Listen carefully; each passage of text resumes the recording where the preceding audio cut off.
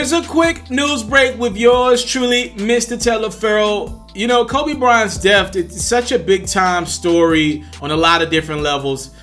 I guess I can get to it now as we start this morning process of how Kobe Bryant's death impacts hip hop.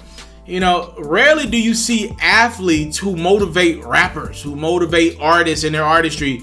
And I'm not just saying this because the dude's not there. Y'all know Kobe Bryant has motivated from Kendrick Lamar to Drake on down.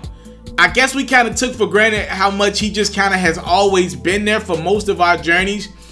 This is a big deal that we lose Kobe. That mama mentality was a big deal. Hopefully we continue that. He had a big impact on hip hop. You know, back in the day, Kobe was on shows like Moesha. He was not as active as like Shaq was, and even still is. But Kobe was around. The thing with Kobe is he'll come do your show. He'll come give you some love. But once he got in, he got out.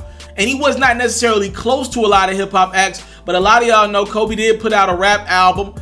He was very close to Steve Stout. And I heard Steve Stout on the Breakfast Club say Kobe was super close to Jay-Z over the last few years. And then him and Jay were just together on New Year's. So this is a big deal. This is a big loss to hip hop. What I want to do right now is give you a little bit of, and I hate to do this, but it's reality. A couple of our hip-hop staples are mourning the death of Kobe Bryant, and I just want to show you how it's impacting people throughout the hip-hop community. Let's start with 50 Cent. 50's known for his beef, known for the way he handles problems on social media. 50 said he's going to look into change his ways. We'll see how long this stands up, but 50 said, I feel like I have to achieve what I want in life now. Following Kobe's death, I have to focus. I'm not arguing with anyone anymore. If I have to deal with a problem, I'll find another way to deal with it. And then he went on to promote his shows. We'll see how long that lasts. Hopefully, this will help 50 Cent change his ways. Another guy, in T.I. Clifford Harris, he left a couple of long messages to his family via social media. He said, I love you, Miss Harris. He's talking to Tiny, his wife. He said, imperfections, misunderstandings, and all. We've shared most of the happiest moments of our lives together. I know I've had my moments, but despite all my shortcomings and transgressions, the fact remains you give me 1,000 choices, and I choose you every time. He went on to say, I couldn't imagine living in a world without you or leaving you and the kids to have to live without me. I'm determined to make you happy by any means necessary, like it or not, to love, cherish, protect, provide, or whatever the fuck else it takes forever. Mr. and Mrs. Harris. You know, T.I. was in the news for how he handles his daughter. He admitted that he checks his daughter's hymen, or has checked his daughter's hymen to make sure she still had her virginity. He got criticized a lot for that. Looks like T.I. took to social media to publicly apologize. He said, I love you girls more than my vocabulary will allow me to express. You have grown up so much right before my very eyes and blossomed into strong, brilliantly opinionated, independent young women.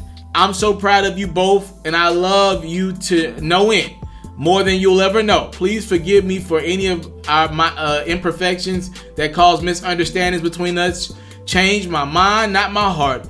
You see, life may throw us curveballs and deal us some pretty bad hands at times, but rest assured, you'll never find yourself in a place too high or low for me to be there to catch you when you fall. I just can't let another second go by without letting you know, while we're still here in this life together, you have all of my love for all of my life and after. Again, that is T.I.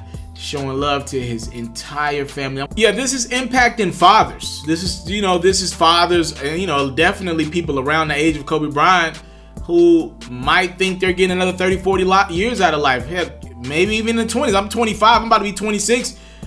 Tomorrow's not promised for anybody. And you got fathers in this world thinking about, what if I'm not here for my kids when they go to prom, when they're going through puberty, all these stuff that matter, these real things, when they do their certain first things, when they get their first car, like these things matter, when they go to college.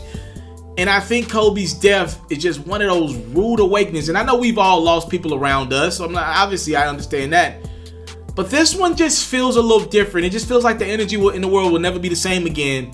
So I just want to show a little love to two people who always keep that phone in their hand and have been known to be talkers on social media, doing what they do best, but acknowledging that they're, working on themselves and trying to do better for the sake of their futures. So quick news break with yours truly, Mr. Taliaferro. I'm out. I came from nothing, but I want everything God has for me. I interview celebrities. I talk sports. I still represent the culture. All the kids, they tuned in. We locked in right now, Mr. Taliaferro. Mr. Taliaferro. Shout out to Mr. Taliaferro. You're watching Mr. Taliaferro TV. Mr. Taliaferro TV.